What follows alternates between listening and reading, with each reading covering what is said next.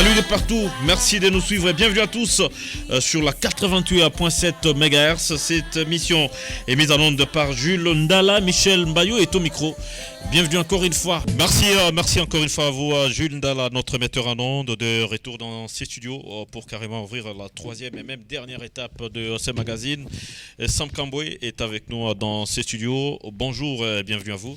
Michel Mbayo, bonjour à l'ensemble des auditeurs de Newta FM. C'est un plaisir d'être là ce matin pour parler sport. Justement, je pense que vous avez passé un excellent week-end. Exactement, un excellent week-end avec notamment des matchs de la Ligue nationale de football dans sa phase des playoffs au stade TP Mazembe de la Kamalondo.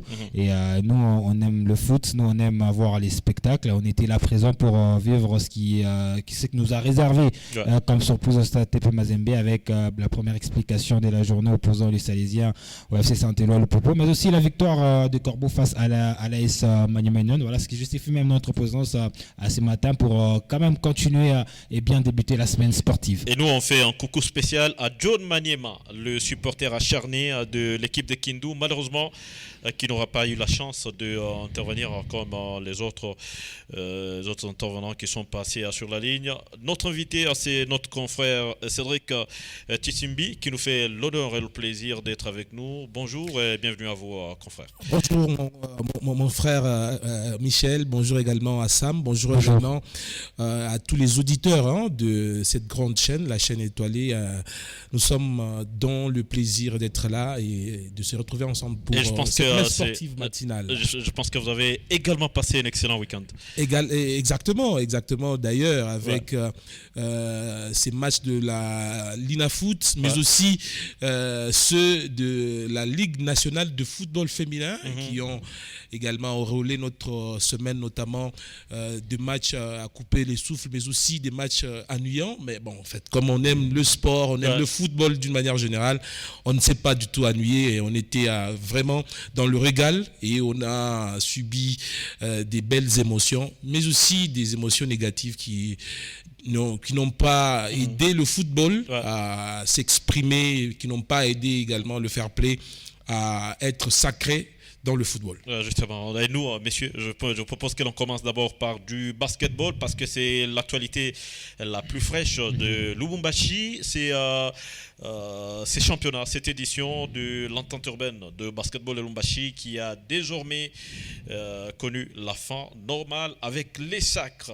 dans les deux versions. Chez les dames, c'est Makomeno qui conserve encore une fois son trophée. Pourtant, la phase classique Sam Kamboué n'était pas facile, n'était pas belle pour cette formation, mais curieusement, arrivé en phase de play-off, elle a battu presque tout le monde.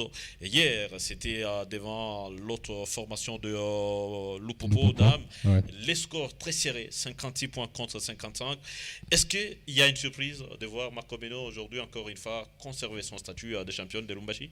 Pas une surprise pour moi parce que cette équipe de Makomeno, ce qui manquait, c'était peut-être la prise de conscience, mais aussi la considération de ce championnat. Déjà que vous avez évoqué que lors de la phase classique, on était le premier justement à condamner la manière dont cette équipe était en train de se comporter à l'entente, parce que visiblement c'est quand même une équipe qui avait beaucoup plus la tête au championnat national où souvent on a l'habitude de voir cette équipe de Makomeno s'est renforcée, mais la manière dont ils ont abordé cette entente, il y avait un peu une forme de légèreté, que ce soit même en termes de gestion, même l'effectif, les joueuses qui étaient présentes justement au stadium. Ça ne révélait pas vraiment l'image de Makomeno qu'on avait vu dans des compétitions, que ce soit au championnat national. Et donc ils ont compris qu'il fallait quand même considérer et prendre en considération ces championnats de l'entente. Voilà, quand cette équipe de Makomeno s'est décidée enfin de se réveiller dans ces championnats, les résultats, vous les avez, en phase des playoffs, c'est une équipe qui n'a pas perdu.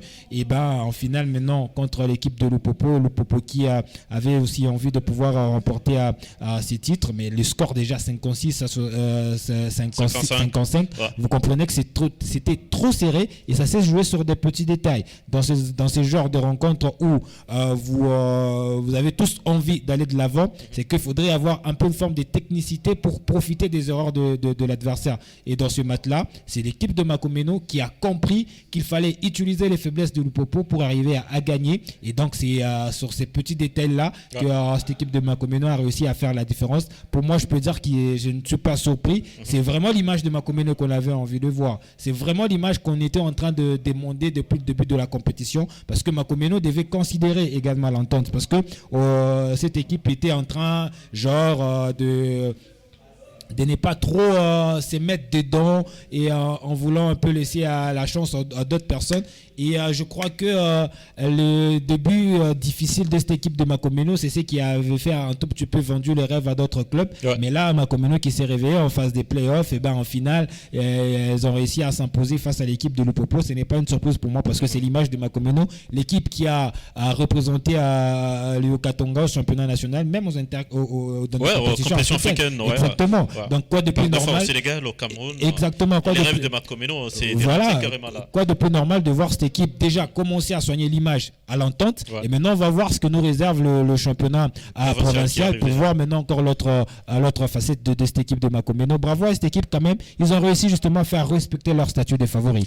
Est-ce que Cédric Makomeno pas totalement meilleur comme on le pensait au départ de la compétition? Je suis en train de faire allusion à la phase classique. Est-ce que pouvez-vous estimer qu'il a profité peut-être de la faiblesse du niveau de jeu de ses adversaires pour finalement dompter tout le monde et prendre encore les titres? Je crois que le basketball ou encore le sport d'une manière générale se joue sur une saison. Ouais.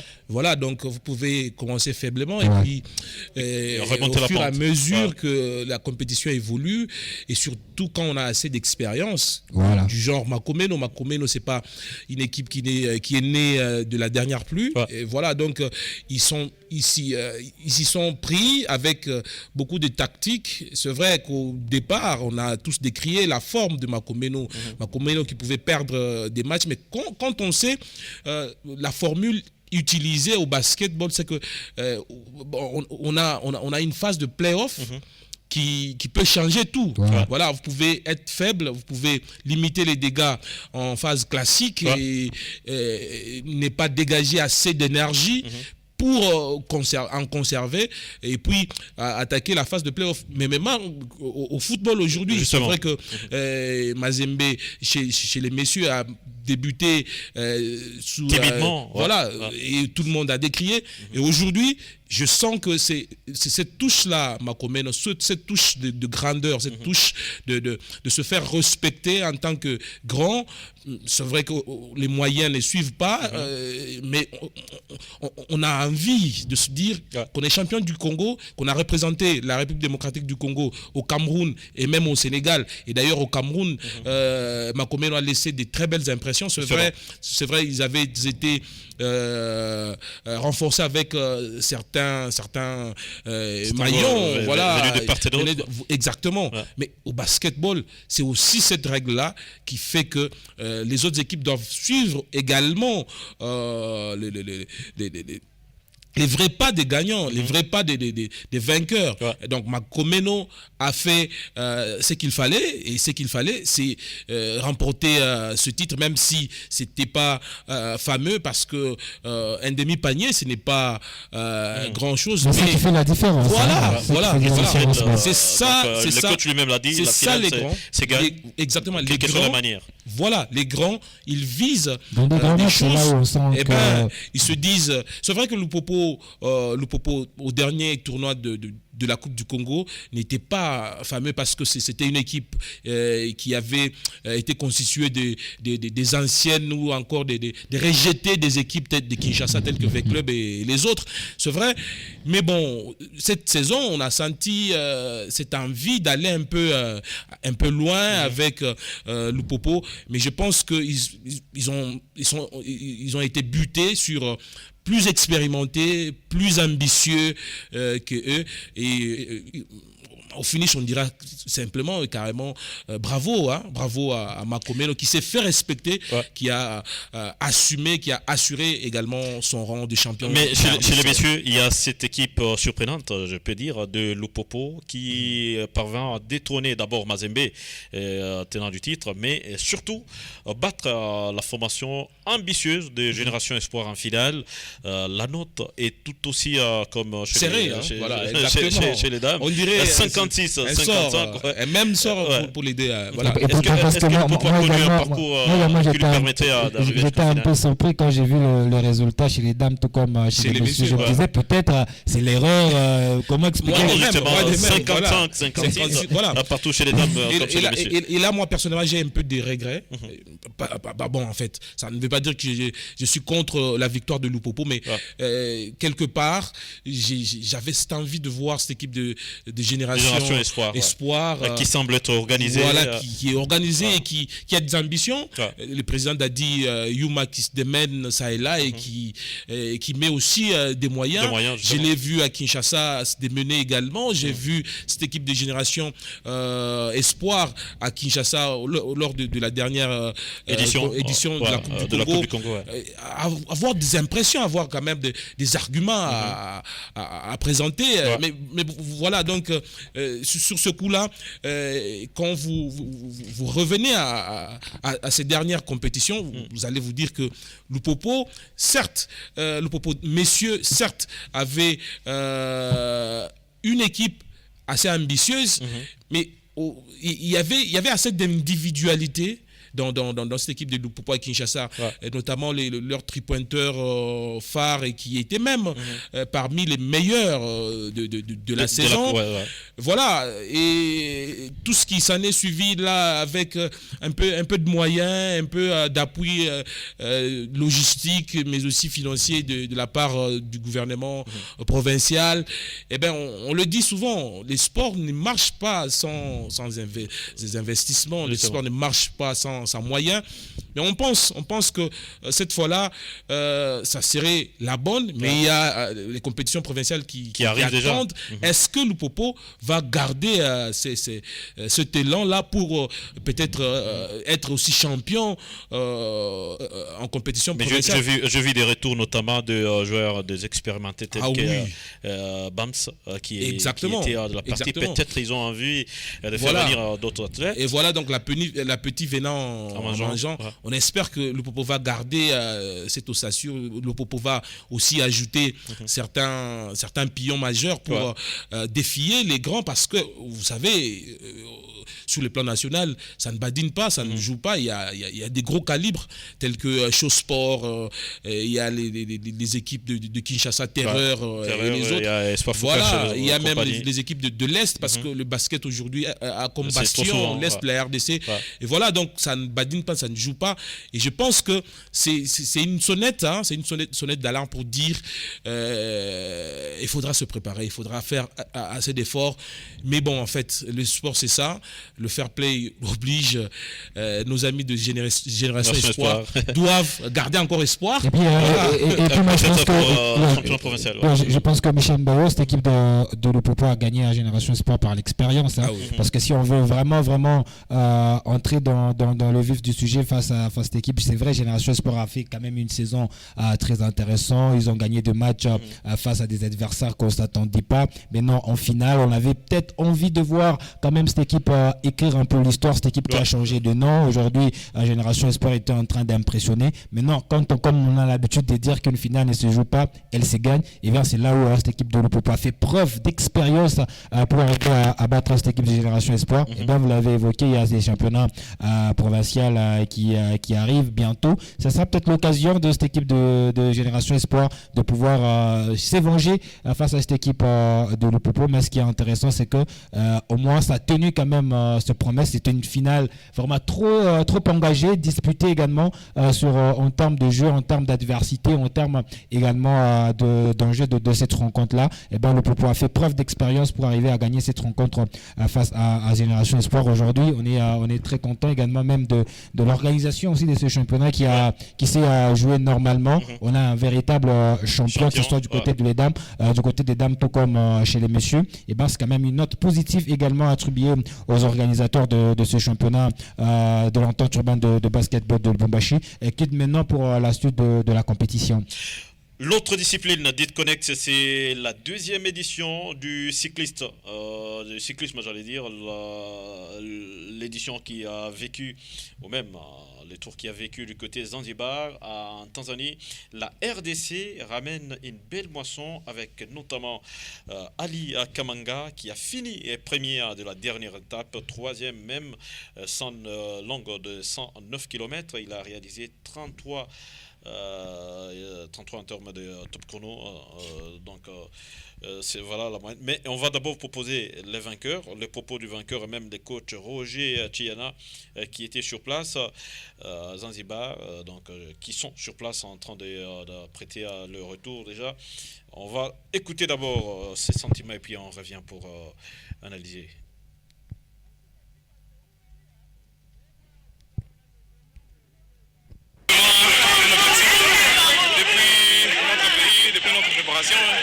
J'avais promis au peuple congolais que je vais ramener la victoire.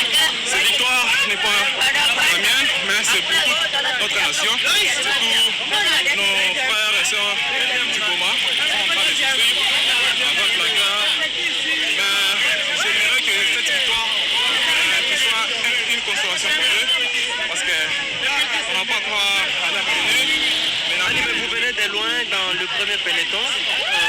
C'était quoi que tu as fait pour gérer finalement les groupes que tu avais fini en première position? Je n'ai pas travaillé seul. J'avais mes coéquipiers. J'avais Samuel, mon ex de Goma, et Arsène Tiana. Il a travaillé dur pour remporter cette victoire. Parce que c'était l'objectif de tout le monde, de toute notre nation, et de notre président de la fédération ainsi que de la Ligue. Effectivement, ce n'était pas facile vu la lutte de la course aujourd'hui. Comme je l'ai dit le matin, les stratégies étaient prises pour que nous gagnions. Nous avons gagné aujourd'hui. Mais sauf que ce qui va inquiéter beaucoup plus, l'arbitrage, le commissaire qui sont faits coach des athlètes ici. Nous, on était seuls, toutes les nations se sont réunies pour la RDC. La RDC, c'est un pays fort. Aujourd'hui, nous avons fait flotter les drapeaux de la RDC. Moi, c'est la joie. J'ai donné des consignes à Demoulou. Je lui dis, tu as fait 2 jours, tu n'as pas compéti. C'est ton jour et nous sommes dimanche, tu es chrétien. La RDC doit gagner. Puisqu'on n'a pas passé, on avait gagné la dernière étape. Et aujourd'hui, comme c'est dimanche, nous sommes des chrétiens, nous avons gagné la deuxième étape avec Demoulou. On va rester dans l'histoire de Zanzibar.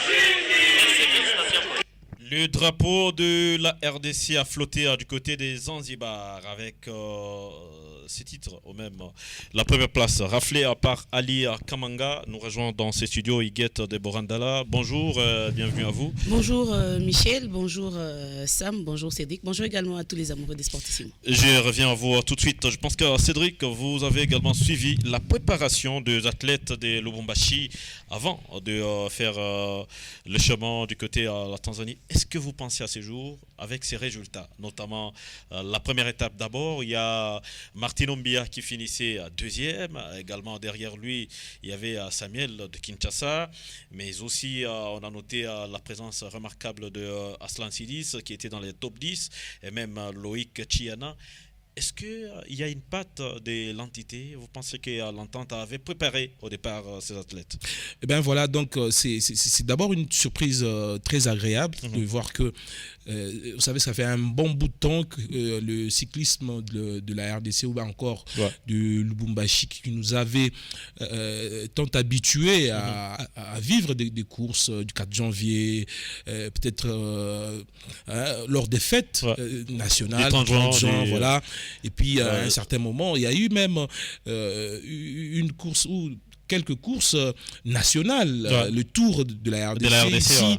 Et depuis un certain temps, on sent qu'il y a un léger silence de ce côté-là. Et moi, personnellement, j'étais très surpris, et d'ailleurs agréablement surpris de voir que il y a encore cette discipline qui vit et qui est en train de bien nous représenter. Et même en dehors, c'est pour dire qu'il y a des talents il y a des talents dans le domaine du sport qui sont deux fois pas bien encadrés, parce qu'aujourd'hui il y a certains noms qui sont en train de disparaître. Par exemple, les noms de la famille Yanda, par exemple, il y a son fils, c'est le nom est en train de il y a Lewis, et les autres. Hussein. Oui, voilà.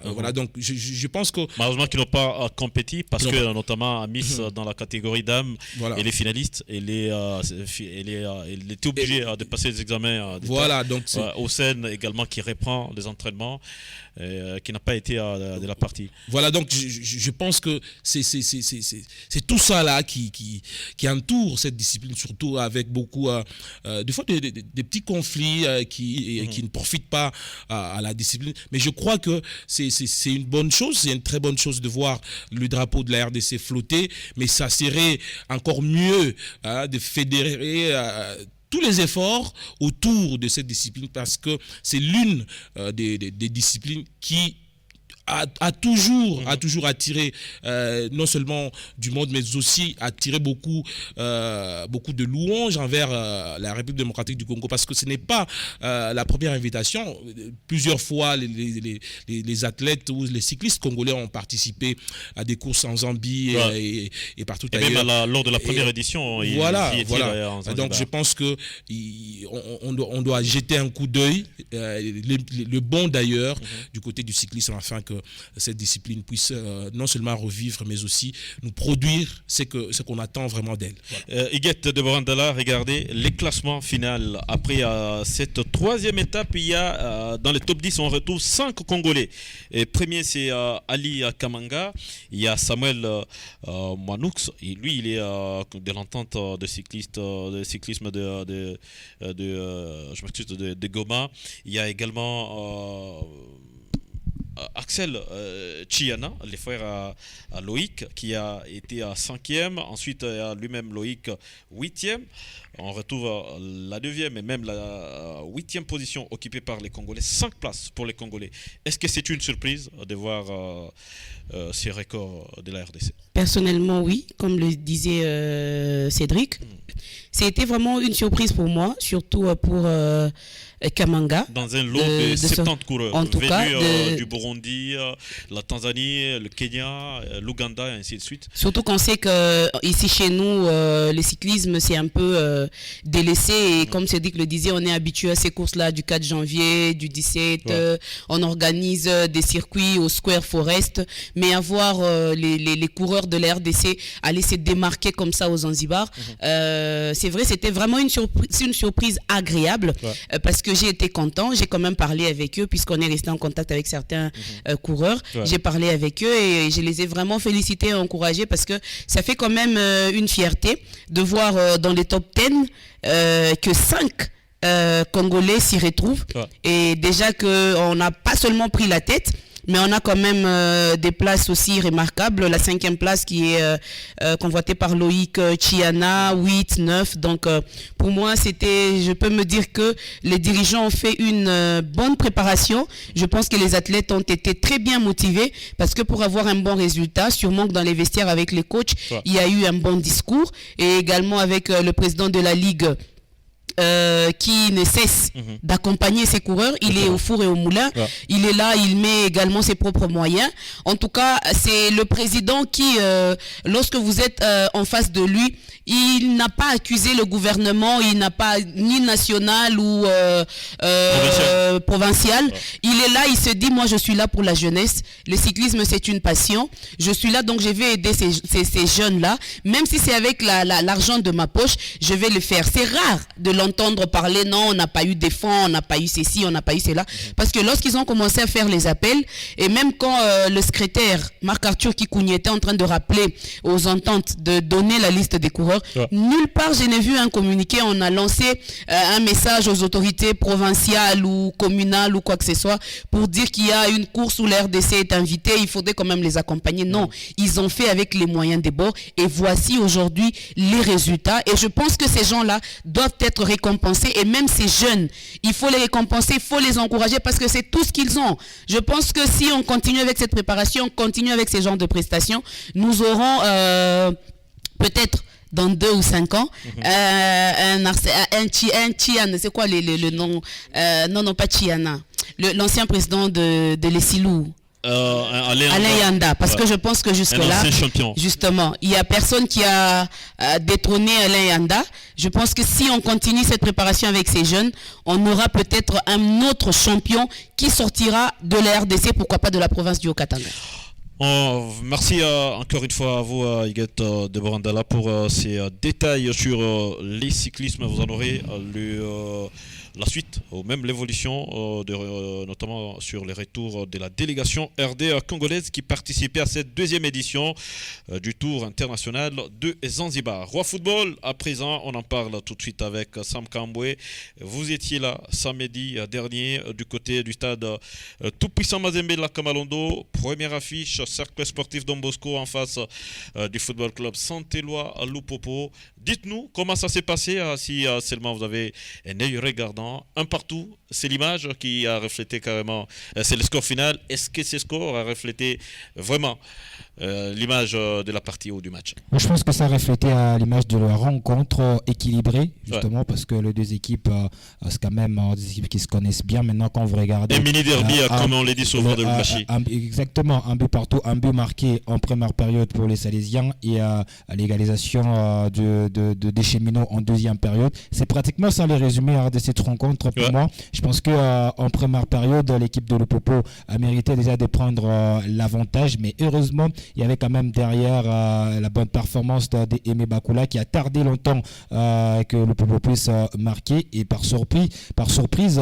Don Bosco a réussi justement à ouvrir le score à la 30e minute. Il faudrait quand même apporter une petite rectification parce que plusieurs parlent du but de Lupopo marqué par Sedoum Poyi, alors que c'est Meshak qui justement avait marqué l'unique réalisation de Salésien dans cette rencontre-là. C'est là où maintenant les choses ont vraiment complètement changé parce que le Popo était dans l'obligation de réagir et surtout aller chercher l'égalisation. Vous savez qu'actuellement le Popo qui est en train de caresser les rêves de pouvoir remporter les titres de la Ligue nationale cette saison. C'est parmi ses objectifs de la saison. Exactement, mais je pense que pour moi c'est un peu tôt de pouvoir directement mettre ces genres d'objectifs parce qu'il y a encore 2 matchs à disputer. Déjà sur la série de 3 matchs qu'il ne fallait surtout pas perdre, il y a leur faux pas qu'ils ont enregistré face aux Salésiens de Don Bosco. Ça complique un tout petit peu leur tâche dans cette manière de voir les choses. Et maintenant c'est en seconde période où le Popo a également tiré dans son expérience pour aller à chercher cette égalisation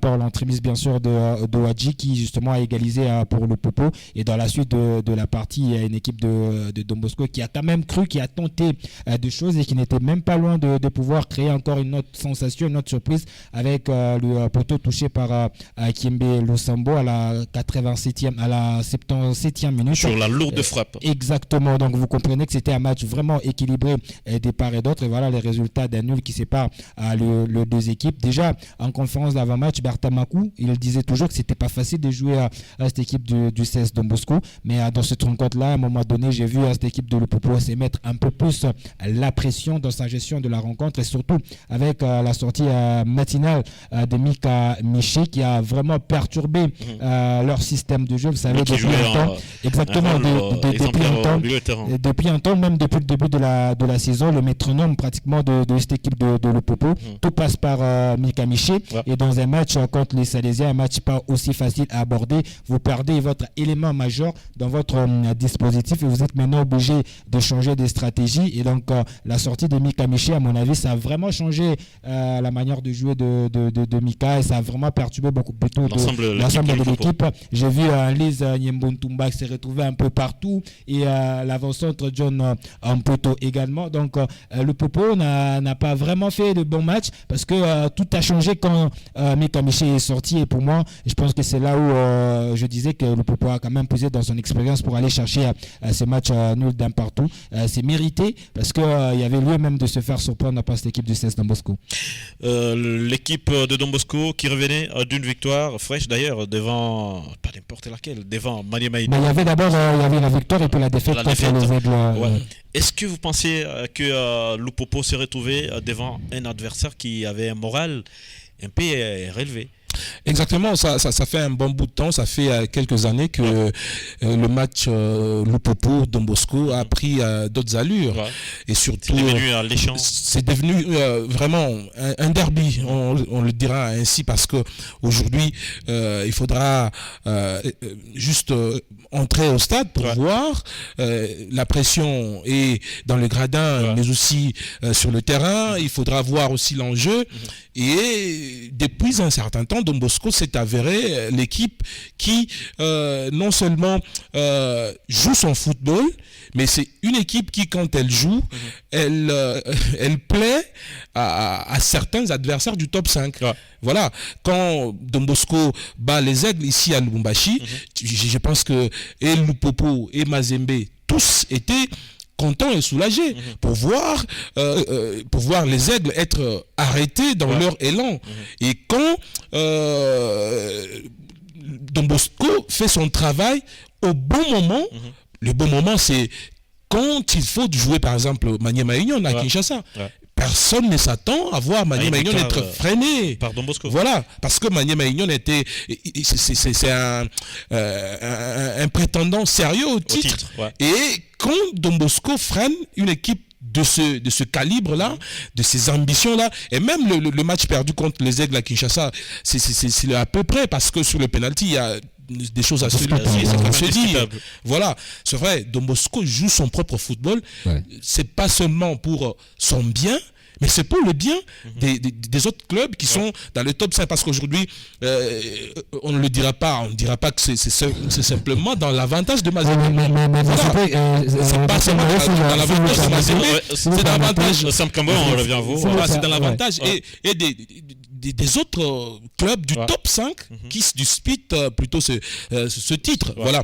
Et le problème avec Lupopo, c'est que j'ai noté assez des choses ces derniers temps. Et quand vous remarquez, vous allez vous dire, quand vous remarquez la prestation de Lupopo ces derniers temps, c'est une équipe qui se mise à cette pression. Pourquoi? Premièrement, quand on arrive, donc après les 2 matchs perdus qui ont conduit à l'éjection de leur entraîneur, Luc Emal, déjà c'est une pression.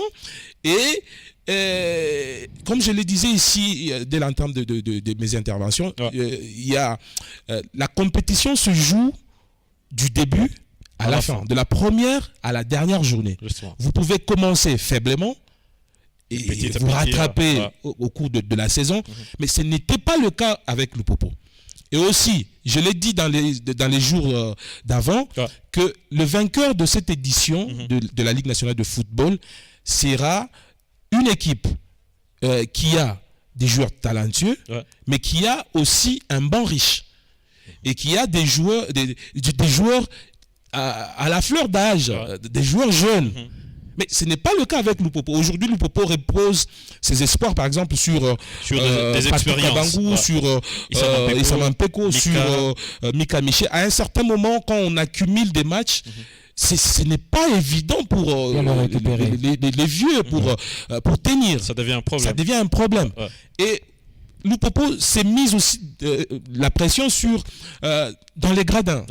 Dans les gradins, parce que l'équipe, ce n'est pas seulement les joueurs sur le terrain, mais c'est aussi les gradins. Qu'est-ce que les gradins disent? On arrive à la dernière journée de la phase aller, tous les gradins déclarent que c'est la fin de championnat. On est champion. Ah oui, mais ça affecte aussi le mental des joueurs. On ne veut pas continuer. On ne veut pas continuer, pas simplement qu'on est mieux classé, mais parce qu'on voit aussi un danger permanent qui peut venir. Un danger qui est produit par les faits probants qui disent que Lupopo n'a plus du jus pour continuer le championnat. Parce que le début de la phase retour nous en dit plus. Popo gagne ces 2 matchs. Bon, en fait, parce qu'il y a des choses qui tournent autour de ces matchs-là. Mais en réalité, le Popo ne gagne pas Tanganyika. Justement. Donc, c'est une victoire qui n'est pas rassurante. Et dans le cours normal du match, vous sentez que c'est Lupopo qui subit, c'est Lupopo qui n'est pas en mesure de battre son adversaire. Et d'ailleurs, le but intervient dans les ultimes minutes. Voilà, donc les fans ont raison d'exercer cette pression-là sur l'organisateur pour dire arrêtez le championnat. Pourquoi? Parce qu'on veut prendre la coupe, mais ça ne se passe pas comme ça. Ça ne se passe pas comme ça. Vous devez accumuler des matchs, vous devez jouer, vous devez aller jusqu'au bout. Mais aussi l'organisateur, parce qu'on ne peut pas se dire que l'organisateur est dédouané de tout. Non, mais messieurs, quand vous organisez un championnat, vous devez, parce que avant la semaine passée, et on n'avait pas de précision sur la date de la fin du championnat et même à la fin de la phase aller, plusieurs bouches disaient que ça va s'arrêter là, et il a fallu qu'il y ait des réunions pour se dire c'est le 26, et même aujourd'hui on n'est pas certain.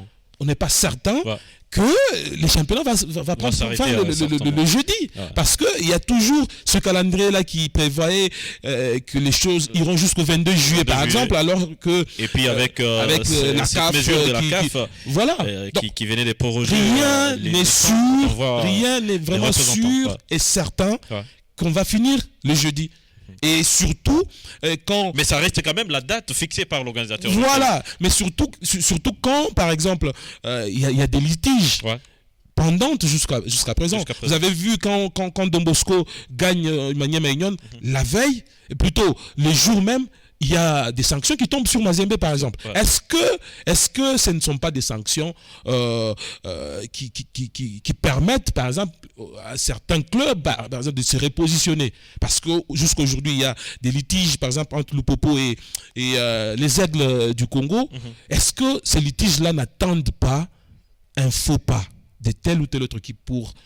voilà, donc ce sont toutes ces choses-là autour de l'organisation de ce championnat qui font qu'il y ait assez de pression, assez des tensions aussi, assez d'incertitudes autour des équipes. Voilà. Eguet de Borandala, dans ce match, il y a eu des faits de jeu, notamment il y a un but de Lupopo qui n'a pas été qui a été refusé par l'arbitre sous soi-disant il y avait position de hors-jeu. C'est l'équatio arbitral qui dit, c'est l'arbitre qui est maître du terrain, comme on le sait bien. Mais en dehors de ça, ces matchs a connu une fin tout à fait normale d'abord, et quelques minutes plus tard, s'en est suivi des casses. À ces jours, comment vous établissez la responsabilité des uns des autres face à cette situation? Heureusement que vous m'avez évité la question sur l'arbitrage, parce que... non, mais vous en avez également... L'arbitre reste le maître du terrain, donc c'est lui qui décide, donc c'est pas moi. Parce qu'il y a une commission, d'arbitrage qui va se charger peut-être aussi de ces fautes pour voir comment sanctionner. Une simple journaliste sportive qui va venir contredire l'arbitre. Non, mais vous pouvez quand même émettre un avis. Vous pouvez oui, on peut quand même émettre un avis, bien sûr, Michel, mais quand même, moi je pense que Cédric l'a dit tout à l'heure, et d'ailleurs moi aussi je voulais rester là-dessus. Lupopo doit arrêter de se mettre la pression. On sait que Lupopo est en train de chercher le titre cette saison. Mais disons-nous la vérité, Lupopo est parmi les meilleures équipes de la saison. Mais cette équipe de Lupopo risque de perdre cette meilleure équipe, parce qu'on vient de le dire. Au sein de l'équipe de Lupopo, il n'y a pas que des jeunes qu'on est en train d'utiliser. Justement. On est en train d'utiliser ces gens qu'on peut appeler aujourd'hui des vieilles gloires. Ça veut dire qu'ils sont en train de donner de leur expertise. Ce n'est pas dit que ce sont des jeunes qui peuvent encore faire 90 minutes sur le terrain aujourd'hui, lundi, mercredi encore le remettre qu'ils fassent 90 minutes. Non. Et à cause de ça, si Lupopo continue dans cette agitation, Lupopo sera le premier à accuser l'organisateur pour dire que l'organisateur a donné la coupe à une équipe quelconque. Non, Lupopo doit se calmer. Lupopo a la meilleure équipe. Malheureusement, encore n'est pas là, parce qu'encore pour lui, la meilleure équipe, c'est Maniema Union. Oui, mais cette saison, on doit le reconnaître. Lupopo a la meilleure équipe. Lupopo comment on peut dire, dans le vestiaire, il y a un bon langage que le coach est en train de donner aux athlètes. Et voilà, il y a également les moyens.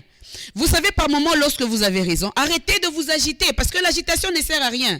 Lupopo a fait un match nul contre Don Bosco, mais Lupopo savait que Don Bosco venait de battre Maniema Union, qui est la meilleure équipe de la RDC. Justement. Et donc, qui avait de l'avantage? Qui a de la pression en ce moment-là? Lupopo est premier, Don Bosco est sixième. Mais pourquoi vous vous agitez? Pourquoi on s'agite? Vous avez terminé votre match où il y a un match nul. C'est comme ça, c'est un résultat dans le football. Soit on gagne, soit on perd, soit on fait un match nul. Du temps où vous n'avez pas perdu tout le point, vous avez quand même ces un petit point là. Mais quittez le stade tranquillement. Laissez les autres aussi jouer leur match. Parce que vous n'allez pas me dire que ces jours-là, vous étiez venu pour suivre les 2 matchs. Non, vous êtes venu accompagner votre équipe. Et s'il y avait victoire, en cas de victoire, est-ce que les supporters de Lupopo seraient restés au stade? Non. Pour aller, et donc c'est là que je rejoins l'idée de Cédric de dire que Lupopo doit se calmer. Le président doit avoir des bons conseillers tout autour de lui. Et même le président de la coordination. Parce que c'est lui qui est en train de faire un gros du travail. Il doit savoir parler aux supporters. Les gens qui l'entourent doivent savoir lui dire des mots dans ses oreilles qui vont pousser les supporters à se calmer. Ce n'est pas dans cette agitation que Lupopo aura la coupe, même si Lupopo... Vous savez, une fois, ça peut arriver à un élève intelligent qui arrive aux examens d'État. À l'école, il faisait des 90%. On arrive aux examens d'État. Oui, moi, ça m'est arrivé. Moi, je suis vraiment un témoignage vivant. J'ai raté l'examen d'État en 2008. Alors que je faisais des très bons résultats à l'école. Et vous savez, dans une classe, nous étions à 20. 10 ont réussi. Et même celle qui était la première de la classe, qui était ma cousine, elle avait échoué. Merci pour la petite histoire. Oui. On peut se dire aujourd'hui Lupopo a la meilleure équipe. Oui, Lupopo a des bons joueurs. Oui, Lupopo a des joueurs expérimentés. Oui, mais si Lupopo continue dans cette agitation, Lupopo est perdant. Et l'agitation, je pense que ne vient pas de la pelouse, ça vient. Mais d'ailleurs, Cédric l'a dit. Au fait, une équipe, c'est pas seulement les 11 qui sont sur l'heure des jeux. Il y a le 12e homme. C'est pas pour rien qu'il y a les présidents de coordination qui disent Mukuye Bamingi, Tukuna match. C'est parce qu'il connaît quand même que ces 12e hommes-là, c'est qu'il va apporter. Ça veut dire que vous aussi, en tant que joueur, quand vous voyez, moi je voyais ça avec Trésor Poutou, quand il y avait de l'agitation dans le gradin, il allait vers les supporters, il faisait ça. Mais est-ce qu'on sait le voir avec les joueurs de Lupopo? Non. Et puis, Michel Maé, vous savez quoi, quand on parle de l'agitation de Lupopo dans ce match-là, c'est que ces supporters-là, ils n'ont pas fait leur travail. Vous avez l'image du match Mazembe à Lupopo, Stade TP Mazembe, c'est que ce sont les supporters de Lupopo qui étaient en train d'encourager leur équipe.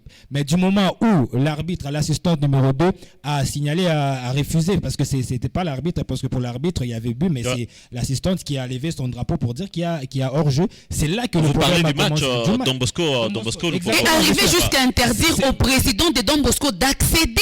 C'est là où a commencé l'agitation dans le gradin. Au lieu maintenant de se concentrer sur le match, exactement, au lieu de se concentrer sur le match, encourager, accompagner l'équipe à aller marquer, et ils se sont maintenant mêlés dans ça pour aller chercher, crier sur l'arbitre, vouloir... Et l'autre fait de jeu, c'est que... Je vais y arriver. Vouloir aller jusqu'à insulter les gens au temple de Badiangona. Et pendant ces temps, quelques minutes après, c'est là où le Salésien a réussi justement à se prendre les cheminots en marquant le but. Oui, parce qu'ils étaient distraits. Ils étaient distraits parce que, que ce soit le supporter, que ce soit le banc de touche de Don Bosco, tout le monde était maintenant dans le fait de jeu. Oh, l'arbitre est contre nous. Alors que l'arbitre a fait son travail. Les joueurs devaient faire aussi leur travail. Automatiquement, ils se sont perdus dans le match. Et le but qui arrive du 16 Don Bosco qui change complètement tout. Dans les gradins, au lieu de se concentrer sur le match, on voulait maintenant taper sur l'arbitre. On voulait maintenant chercher ce qui est le sorcier. Jusqu'à franchir. Il y avait de supporters. Ils étaient dans leur tribune d'honneur. Ils ont franchi pour aller rejoindre les tribunes VIP. Il y avait leur président de la coordination. Je ne sais pas. Comment voulez-vous gagner ce match-là? Pourquoi? Parce que la pression, c'est que cette saison, c'est les titres ou rien. L'entraîneur adjoint lui-même, Bertin Makou, en conférence de presse, je pense que on était avec des confrères. Quand on lui pose la question de savoir, coach, cette saison, c'est pour les titres, il dit quoi? Non, s'il vous plaît, on ne doit pas parler du titre aujourd'hui. Jouons match par match. Parce que pour parler des titres, il faudrait, vous dites que non, on est déjà supérieur, vous avez, je ne sais pas, 40 points. Ils n'ont que 31 points. Vous avez que 31 points. Et derrière lui, il y a quelqu'un qui a 30 points. Exactement. Donc c'est possible de les rattraper. Il y a 3 clubs qui ont 28 points aussi. Et puis, c'est pas loin, c'est dans 3 jours. Vous imaginez si le Popo perdait les 2 matchs qui lui restent, est-ce qu'on va parler encore du titre? Donc, il faudrait négocier match par match. Et dans le fait du jeu, c'est là où, déjà, la colère du but refusé et le Popo qui égalise. Pour eux, le plus important, il fallait valider ces buts-là. Ça pouvait donner l'avantage à le Popo de remporter cette rencontre, le score d'un but partout. Ça, c'était vraiment mal digéré. Parce que s'il faudrait poser la question, il y a un match nul. C'est quoi les raisons qu'on peut évoquer pour qu'il y ait ces affrontements, qu'il y ait ces actes de vandalisme qu'on a vu au stade Mazembe? On va se poser cette question. Est-ce que c'est le Popo qui a perdu ou c'est Don Bosco qui a gagné? Et alors on s'est dit non, il faudrait qu'on puisse s'évenger. Donc il y a des choses qu'on doit arrêter dans des matchs. Et ces buts, ceux qui vont suivre sur Tempo à la télévision, ils vont voir l'image pour voir réellement. Je pense qu'il faut balancer toutes les images. Il n'y a pas qu'une seule image, toutes les images. Et je suis sûr qu'aujourd'hui ils vont attendre Nyota au tournant. C'est la chaîne de Mazembe. Non, on doit rester objectif et leur dire d'arrêter de s'agiter. Il faut qu'ils arrêtent de s'agiter, sinon la coupe est en train de s'éloigner des chemins. En dehors de ça, à Sam Kambwe, il y a eu également cette attaque envers un joueur qui allait à l'échauffement, un joueur en maillot. Parce que c'est l'unique, même les journalistes ont droit d'accéder à la zone neutre, pas tout le monde. Si vous avez seulement cette accréditation-là, de la zone neutre. Seulement les joueurs en maillot et les entraîneurs ainsi que les officiels ont droit de défouler la pelouse. Personne d'autre. Voilà pourquoi on appelle corps étranger envahissement du terrain, parce que vous n'êtes pas concerné. Et donc, il y a eu un joueur qui était en train de s'échauffer, des Salésiens, mais il y a ceux qui ont franchi les treillis pour aller. Qu'est-ce qu'ils sont allés faire là-bas? Je sais pas. On est à la mi-temps. On est à la mi-temps. Il y a eu ces jeux projectiles. Je ne sais pas parce que je n'avais pas vu. J'ai vu juste Aimé Bakula s'est couché à un moment donné au retour de vestiaire. Ce sont les faits de jeu qui ont été successifs et finalement qui ont conduit à ce que nous avions constaté, je pense, au Sam Kambwe. Exactement, c'était à la mi-temps. Il y a Mamba Tanzambi, qui est le préparateur physique du CES Don Bosco, en train de préparer l'arrivée de Amissi Mununga qui entre. Il avait sa bouteille d'eau en train de se réchauffer. Il avait, à tout moment, il pouvait bien prendre sa bouteille d'eau. Et quand il arrive, il était en train de se diriger là où on lui avait donné. Parce qu'en deuxième période, Don Bosco devait changer de camp. Il était en train de se diriger vers son camp. Et bizarrement, c'est qu'il y a des fanatiques de Lupopo qui ont qui ont sauté à de barrières, des panneaux publicitaires du stade TP Mazembe pour venir, je ne sais pas s'ils ont vu quoi, pour aller stopper et même jeter des bouteilles d'eau, verser d'eau à Messi et même c'était pas un fanatique, c'était quand même un joueur qui c'est un joueur, il est sur l'heure de jeu dans son camp, d'ailleurs du côté où Don Bosco devrait commencer le match. Personne ne peut lui empêcher. Exactement. Je n'ai pas compris comment j'ai vu la présence des jeunes bleus sur le terrain. Est-ce qu'ils sont joueurs? Est-ce que ce sont des membres du staff technique? C'est là où je me dis à un moment donné on doit se calmer, et puis c'est là où ça a vraiment créé beaucoup plus de problèmes. Et en début de la deuxième période, il y a Aimé Bakula qui se voit être victime justement de jeux de projectiles, et vous imaginez un peu le sort si peut-être il était touché ou blessé. Pourtant Bakula, c'est lui qui a également sauvé les Salésiens dans cette rencontre-là, évité une défaite face au FC Saint-Éloi Lupopo. Tout ça, c'est ce qui a créé un peu cette forme de... Parce que Lupopo, on était en train toujours de chercher c'est quoi le vrai problème dans le match, jusqu'au point d'aller même empêcher aux joueurs de se réchauffer. On ne pouvait pas arriver là. Cédric, quelle peut être la cause, à votre avis, de cette violence qu'on a vécue au stade Mazembe? La frustration, c'est la première cause et la cause fondamentale qui est en train de hanter le clan Lupopo ces derniers temps. Ça fait un bon bout de temps. Vous allez vous rappeler de cette descente, de cette sortie avec la plupart des fans qui ont lu un mémo parlant de l'arrêt du championnat et tout ça. Et aussi, il y a des pratiques de substitution qui sont fréquentes dans le football. Il paraît, je dis bien en condition, il paraît qu'ils ont pressenti que les 3 derniers matchs ici, ils n'auront pas gain de cause. Ça veut dire que ce sont des matchs difficilement gagnables par leur équipe. Parce que jouent Don Bosco, Mazembe et puis Maniema Kinshasa. Et bien voilà, donc c'est de la frustration pure et simple. Et pour revenir aux faits, parce que on dit souvent que la foule n'a pas d'âme. Eh bien, vous savez que les joueurs sur le terrain peuvent aussi influencer le comportement des fans. Du public. est-ce que vous avez remarqué que les joueurs de Lupopo n'étaient pas posés sur le terrain? Ouais. Ils étaient en train d'encourager cela. Dépassé par la situation. Est-ce que vous avez compris qu'il y avait trop de réclamations envers l'arbitre? Toujours du côté de Saint-Élo. Voilà. Et quand un paisible fan est... Jusqu'à ce qu'à un moment donné, j'ai vu Patou Kabangou s'inviter sur l'heure de jeu pour calmer, demander à ses partenaires de se calmer, même du public. Exactement. À un moment donné, en tant que capitaine. Ça dit tout. Ouais. Ça dit tout. Et des fois ce sont les joueurs qui poussent parce que les fans, des fois les fans ne savent pas différentes règles du jeu.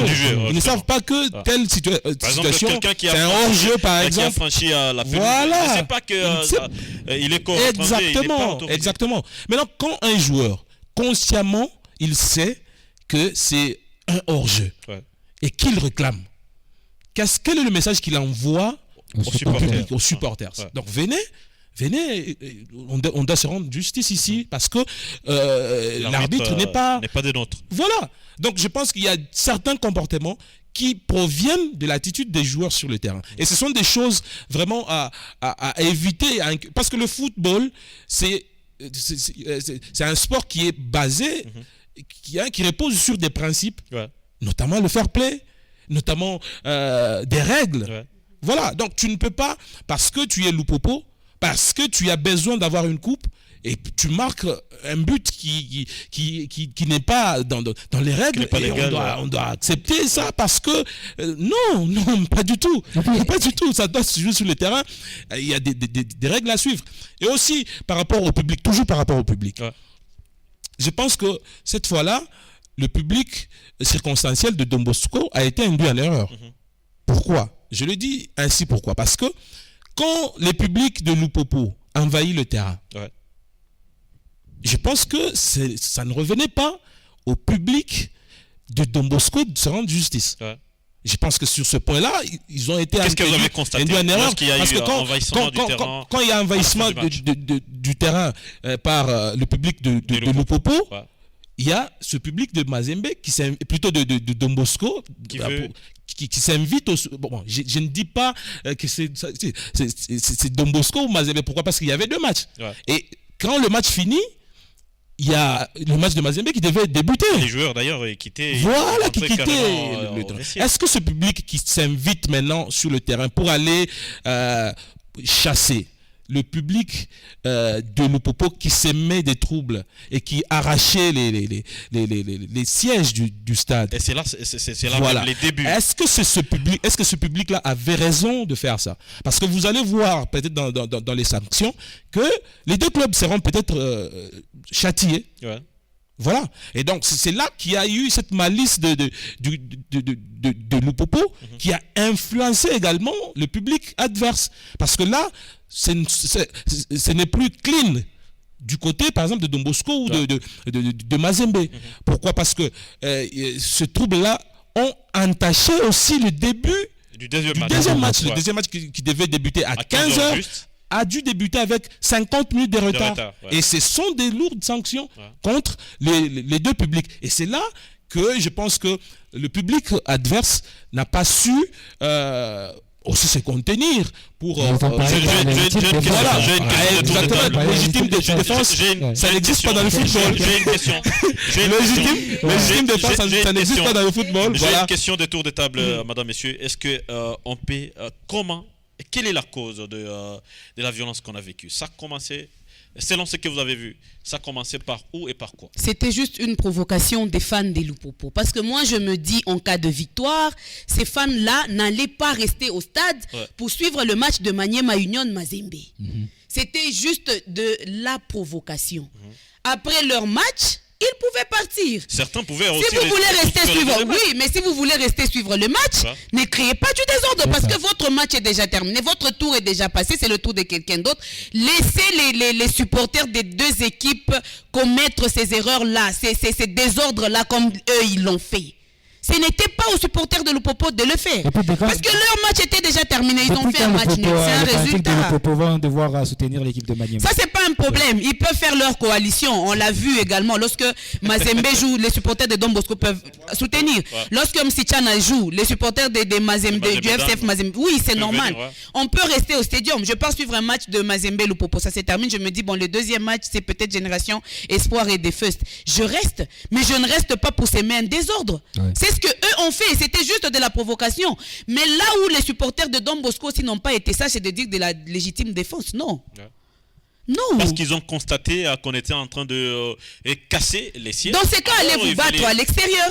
Parce qu'un autre match devait commencer. Ça veut dire que c'est devenu maintenant de la destruction. Non, vu que vous avez dit que vous êtes des hommes, vous voulez montrer que vous avez des biceps, sortez.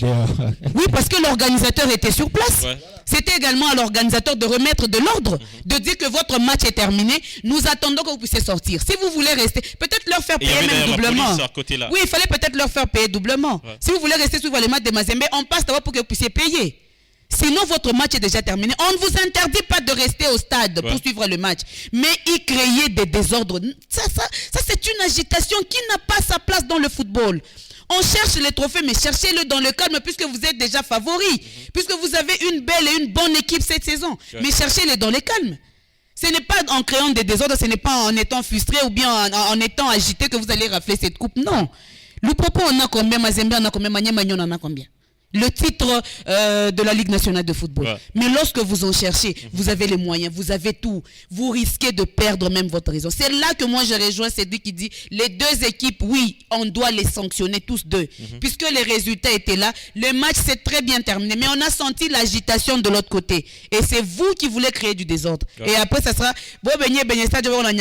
non, on a vu, il y a les gens quand même qui étaient au stade. Et puis le stade Mazembe, pour rappel, il a de caméras de surveillance partout. On sait facilement comment ça a commencé parce que chacun a sa façon de voir. Il y en a qui disent non, ce sont des tels supporters qui ont commencé, mais nous on a vu après les matchs d'ailleurs c'est terminé. Exactement. Moi je pense que c'est la frustration. Vous savez, sur papier, Lupopo tellement qu'ils étaient très sûrs de gagner ce match là. Pourquoi? Parce que si vous regardez dans le contexte, Don Bosco a joué un match le dimanche. Don Bosco a joué un autre match le mercredi. Et le jeudi, ils ont pris le vol Kinshasa vers Lubumbashi pour jouer un match le vendredi. Vous imaginez un peu? Il y a la fatigue, il faudrait penser à la récupération, alors que Lupopo avait tout le temps de préparer son match. Ils ont joué samedi, exactement. Lupopo avait tout le temps de préparer son match. Et quand on regarde sur papier, réunissant ces conditions-là, vous dites non, on est parti favori parce que ces garçons, ils ont enchaîné 2 matchs, le voyage plus, donc ils n'ont même pas eu le temps. Moi, j'ai assisté à l'entraînement de l'équipe de Don Bosco à la veille du match. Ils n'ont même pas eu le temps de préparer. Ils ont reconduit la même équipe. C'est le mental qui a joué du côté du CS Don Bosco. C'est l'état d'esprit qui a joué. Parce que quand vous regardez sur le terrain, vous avez l'impression que Don Bosco avait tout le temps de préparer son match, alors que c'est le mental qui a joué. Et tout ça, vous imaginez, quand vous êtes favori sur papier, on vous a déjà dit que nous, c'est les titres et ça passe déjà aujourd'hui par cette victoire contre Don Bosco. Vous arrivez, c'est un match nul. Et ben voilà, quoi de plus normal de pouvoir chercher maintenant des raisons. Les raisons, c'est quoi? L'arbitre a refusé notre but. Directement, on doit s'en prendre. Et là, on est dans l'obligation, je ne sais pas, de soutenir Maniema pour qu'il puisse battre Mazembe. Est-ce que c'est dans la logique des choses? Ça ne passe pas. C'est eux qui étaient sur le gradin, qui avaient les deux jambes des joueurs de Maniema pour mettre les... Non, mais c'est par moment, on doit quand même réfléchir. Et par après, quand on rentre un peu sur les réseaux sociaux, ce qui s'est passé, j'ai aimé l'intervention d'un fan de Lupopo sur les réseaux sociaux qui était en train d'évoquer, il a dit non, il n'y avait pas raison de créer ces troubles-là, parce qu'on n'a pas perdu. C'est un match nul. Un match nul. Mais comment expliquer qu'un match nul, automatiquement, vous voulez maintenant chercher, est-ce que Mazembe a été battu dans ce stade par Lupopo? On oublie que dans ce match-là, et vous oubliez que dans ce match-là, il y a le joueur de Lupopo, ils n'ont pas fait le bon match qu'il fallait. Vous allez me dire, dans cette rencontre-là, quel joueur de Lupopo s'est distingué? Vous avez l'avant-centre John Poto, combien de tirs qu'il a tiré en première période? En deuxième période, quand Jumeko arrive, un avant-centre qui t'a fait un raquette pour donner les ballons à qui? Et vous avez, hormis Junior Mavungu qui a essayé un peu de distinguer, Lise Nyembo Tumba, l'ombre de lui-même pratiquement. Et quand Mika Miché sort, et quand Mika Miché sort, vous faites entrer un joueur, vous laissez OCT sur le banc, vous attendez à quel résultat? Et tellement qu'ils sont tellement agités, ils ont oublié que dans ce match-là, et même l'entraîneur avait du mal à gérer cette rencontre-là. Donc ces résultats-là, ces matchs nuls, ça ne tombe pas seulement au niveau de supporters. Même le staff technique doit répondre justement à ces résultats nuls. Parce que le joueur sur le terrain, le staff technique, eux tous n'ont pas fait le match du jeu. Et par-dessus tout, il y a même les supporters, pour moi, ils ont abandonné leur équipe dans cette rencontre-là. Parce que lors du match contre Mazembe Lupopo, moi j'avais vu ces supporters-là encourager leur équipe du début jusqu'à la fin. Mais dans cette rencontre, ils étaient simplement dans l'agitation pour aller chercher le vrai problème dans cette rencontre. Alors que sur le terrain, c'est une équipe de Lupopo qui ne joue pas bien. C'est-à-dire qu'on finit ce débat sur Don Bosco et Lupopo. Voici moi ce que je retiens. Il y a eu envahissement du terrain. Exactement. Il y a eu bagarre généralisée. Il y a eu casse. Il y a eu projectile. Les responsabilités sont établies. De quelle façon voulez-vous? Oui, comme je venais de le dire, les responsabilités sont partagées. Ouais. Et quand vous, d'abord à l'organisateur, quand vous organisez un match de cette envergure avec toutes ces émotions d'avant-match et puis tout ce qui se disait dans les réseaux sociaux, dans les couloirs, tout ça, vous devez d'abord avoir une bonne barrière des policiers. Voilà. Il y a eu combien de policiers, combien de policiers dans pour ce stade? Pour une opinion, il y en avait même pas assez. Il n'y avait pas assez de policiers. Parce que pour de grands matchs aussi. Imaginez-vous que quelqu'un quitte les gradins facilement. Il accède sur la pelouse. Il quitte d'abord la zone neutre. Il accède sur la pelouse. Et c'est au bout de 2 ou 3 minutes que les policiers arrivent pour intervenir, d'ailleurs faiblement, parce que il n'y a pas... Et en plus, parce qu'il y a certains faits qu'on a semblé oublier ici. Il y a des gens qui avaient payé des billets pour, par exemple, les tribunes latérales, qui se sont retrouvés dans les tribunes d'honneur. La tribune cacophonie totale. Comment ça se passe comme ça? Comment ça doit se passer comme ça? Monsieur l'organisateur. Voilà, donc il y a des choses... Bon, c'est vrai que le public ou l'instinct humain est toujours rapproché à l'animalité, mais de fois, quand il y a la présence de l'agent de l'ordre, on a quand même cette peur-là de faire certaines choses. Mais quand un fan est libre de sauter les treillis, de sauter les panneaux publicitaires, de se retrouver aussi facilement. On se dit, mais et pourtant, il y a les brigadiers d'abord au départ. On n'est pas encore en Angleterre, parce qu'en Angleterre, le public est très proche de l'ère de jeu, mais là-bas, ils ont une autre culture. Ils ont une autre culture. Ils ont leur façon. Les gens savent qu'ils ne sont pas autorisés à ils ont leur façon de revendiquer. Ils ont leur façon de manifester leur frustration. Ils ont leur façon de faire les choses. Voilà. Et ce n'est pas comme ici chez nous. Ici chez nous, il faut que le fouet soit vraiment proche de l'homme pour qu'il ne fasse pas certaines choses. Et je pense que sur ce point-là, et d'ailleurs, on n'a même pas tenu compte du fait que le gouverneur de la province était, comme bien même président de ce club-là, était dans le stade. Mais comment vous faites avec la présence du président, le gouverneur dans les tribunes? Vous avez une poignée de policiers qui doivent assurer la sécurité du stade. Non, je pense que sur ce point-là, l'organisateur et encore toute la cohorte de la sécurité doit s'en prendre, et trouver des bonnes solutions. Maintenant, dans tous les deux cas, je l'ai précédemment dit ici, ce n'est pas parce qu'on t'a provoqué que tu dois réagir comme le provocateur. Non. Voilà, donc je pense que là, les responsabilités sont vraiment partagées.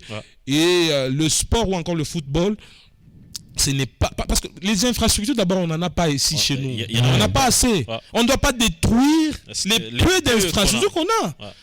Comment tu peux t'amener au stade avec pour objectif de détacher... Les Léopards jouent le mois de septembre. Le match capital, alors que le stade de Martyrs n'est pas encore en bon état. Voilà. Donc vous imaginez. Comment vous vous amenez au stade avec pour ambition de détacher un siège du stade? Non. On est où là? Parce que personnellement, tu ne peux pas d'abord te taper ce siège-là. Ouais. Peut-être il y en a qui accèdent au stade par fraude. Et tout ça, bon, je me demande, que font les quartiers, les QG des équipes? Ouais. Parce que les sectionnaires n'ont pas seulement pour objectif de vendre les billets ou bien de sensibiliser les gens pour aller au stade. Et puis la sensibilisation assez souvent dans les réseaux. Oui, il y a cette pédagogie, à faire. Il y a cette pédagogie à faire pour dire, messieurs, c'est vrai que tu es au stade, c'est vrai que tu es fan de Lupopo, mais il faut savoir que le football, c'est gagner, perdre ou faire un match nul. Et ce n'est pas quand tu perds que tu dois détacher un siège d'un stade. Ce n'est pas à toi de t'amener sur le terrain parce que le terrain est réservé aux joueurs, pas au public. Ouais. Voilà, donc ce sont des choses qu'on a tant dit dans des émissions et dans plusieurs... Et surtout, on est au XXIe siècle. Justement. On est au XXIe siècle, on regarde des grands matchs à la télé. On voit ce qui se passe ailleurs. Ouais. Pourquoi on ne peut pas copier des bons exemples? Voilà, donc je pense que c'est pitoyable, c'est vraiment lamentable que... Mais Michel Barreau, peut-être une précision pour les auditeurs, le résultat de ce match entre Don Bosco et Lupopo est suspendu pour l'instant. Maintenant, s'il faudrait... Jusqu'à ce que le rapport vienne des officiels. Et puis, ce qu'il faudrait retenir, comme peut-être il y a des gens, j'ai entendu ça dans la cité, que non, il y aura un club qui va... Jamais, parce qu'il n'y aura pas de forfait, mais il y aura juste... Le match a fini, normal. Le match est appris à fin normal, justement, sur 90 minutes. Donc, il y aura simplement des sanctions. Il n'y aura pas de forfait en faveur, je ne sais pas, de Lupopo ou de Don Bosco. Ça, il faudrait que le supporter de deux clubs se mette ça en tête, que de dire non, parce qu'il y avait eu de troubles, telle équipe risque de perdre. C'est joué, c'est terminé normalement. Pour l'instant, ces résultats est suspendu, mais on va homologuer ces résultats après examination et puis après des sanctions qui vont infliger, je ne sais pas, ça dépend maintenant de l'organisateur et même des officiels selon leur rapport qu'ils ont donné à la INAFOOT. On finit par la projection parce qu'il y a déjà ces derbies. La 4e confrontation de l'année entre Mazembe et Lupopo, prévue déjà pour ces 24. On finit par là, bien évidemment en faisant un clin d'œil également sur la dernière sortie des Corbeaux face à Maniema Union. C'est déjà pour ce mardi. Voulez-vous, au vu de tout ce qui se passe, de tout ce qu'on a vécu là, est-ce que vous pensez qu'il est sage? Je sens déjà que ta question est très difficile d'organiser ces matchs, ces derbies de Lubumbashi, avec ou sans public, à Lubumbashi ou en dehors de Lubumbashi? C'est une question que j'ai... D'abord, il faut exclure à l'idée de jouer en dehors de Lubumbashi parce qu'on n'a pas le temps. Et on n'a pas assez de temps. Le match est prévu pour demain. Aujourd'hui, il y a déjà des conférences de presse au stade Kibasa Maliba. Comment vous allez délocaliser ce match? Voilà, on n'a pas assez de temps pour le faire. Cette option de localisation. Maintenant, on peut rester avec des assertions. Peut-être Cédric peut en choisir. Voilà, donc, moi j'opterais pour la fête du football. La fête du football, c'est que on doit avoir le public. C'est vrai que le public va pousser les écuries vers la victoire, mais je suis pour cette option-là, mais avec des mesures sécuritaires renforcées. Si la mairie ou encore la province trouve qu'il n'y a pas assez de policiers pour sécuriser le stade ou encore les joueurs, qu'on le mette à huis clos. Voilà. Donc je le dis ainsi, mais j'opterais pour la fête du football. Déjà qu'on a privé certaines équipes de jouer devant leur public et privé aujourd'hui Mazembe et Lupopo de vivre ce bonheur-là. Voilà, je pense que ça sera un peu de trop, mais je pense aussi qu'il faudra avoir des mesures sécuritaires très fournies. Iguette de Brandala, vous avez également un match avec la même question. Un match avec public, mais que l'organisateur ait un œil regardant sur les supporters des deux équipes. Vous savez pourquoi? Lupopo a besoin du trophée. Mazembe veut également conserver ce trophée-là. Vous savez, en cas de victoire ou de défaite ou de match nul, ils se comportent comme ils se sont comportés lors de la rencontre Don Bosco-Lupopo. On colle aux deux équipes forfait. Et on verra qui des deux va prendre les trophées. Donc il faut laisser les gens, faire la fête. On va au stade pas pour se battre. Le poids maintenant, hein. Oui. Vous savez, si l'organisateur... La dernière fois, il y a eu des blessés. Est-ce que vous ne craignez pas qu'il y ait... Michel Mbayo, vous savez, lorsqu'il y a des dépenses à faire lorsqu'on punit une équipe, c'est pas un supporter qui vient payer. C'est le président d'un club. Ouais. Alors, si l'organisateur punit sévèrement les équipes qui commettent des forfaits, je suis sûr que le président aura le temps de parler avec ses supporters et c'est même lui-même qui va demander des matchs à huis clos. Et donc pour moi, quand on vient au stade, il y a des gens qui s'amènent au stade avec des enfants. Hein. Ouais, justement. Ouais. Maman, j'aime tel supporter, papa, je veux tel joueur. Ok, comme ils ont match là-bas, je viens avec mon enfant. Mais on ne doit pas quand même se retrouver dans de telles situations. Et donc le sport, c'est la fête. On l'a dit, c'est une fête, même si on renforçait la sécurité. Moi, je pense qu'on doit commencer à punir sévèrement les équipes parce que leur demander $100, 1500, ils vont donner. Ils sont habitués, ils savent que non. L'INAFOOT a tatouché à communiquer, tu puniras pas 1500. Le président va donner. Mais celui qui a créé ces désordres-là, il est chez lui. Il ne donnera même pas un franc. On a collé 12 000 avec le dernièrement, je pense que ça s'est un peu calmé. Tu vois, on doit quitter dans les 1500, on doit arriver dans les 15 000, 20 000 et les forfaits ou bien les rétancher les points. Ça, bon. Vous allez voir que les supporters vont aussi s'éduquer. Parce que tu as besoin que ton équipe gagne, tu as besoin que tu puisses soulever les trophées ensemble avec ton équipe et donc tu dois te discipliner, venir suivre le match, accepter. Au fait, le fair play là est parti où? Pour moi, le derby, je voudrais même mettre au stade. Ça doit être une fête, laisser les gens venir, mais seulement que l'organisateur soit responsable en cas de désordre. S'il faudrait même retrancher les points, vous touchez. Punissez sévèrement, vous allez voir que quand il faut payer. Je pense que quand on a interdit à Mazembe de recruter lors de la Ligue des Champions, vous avez vu ce qui s'est passé. Les supporters ont dit quoi? Ils ont commencé à pointer de doigts qui ferait, c'est le manager, c'est tel. Mais quand même, ils se sont calmés. Parce que c'était beaucoup d'argent qu'il fallait payer. Et moi, je pense que la Linafoot doit aussi opter pour ça. S'il faudrait le changer même dans le RGS, il faut le faire. Qu'en cas de désordre, projectiles et autres, c'est $15 000.